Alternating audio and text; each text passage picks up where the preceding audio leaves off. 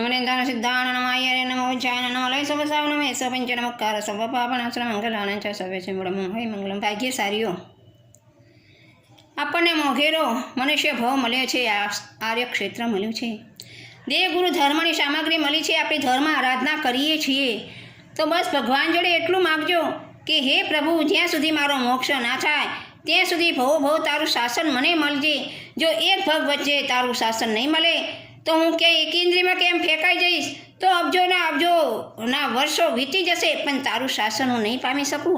તો હે પ્રભુ, તું આટલી મારી પ્રાર્થનાને સ્વીકાર કરજે કે મારો મોક્ષ ન થાય ત્યાં સુધી તારું શાસન મને મળજે અને હું ધર્મ આરાધના કરું અને ભવે કર્મને ખપાવી અને અંતે મોક્ષ પદને હું પામું. હે પ્રભુ, આટલી મારી પ્રાર્થનાનો તું સ્વીકાર કરજે.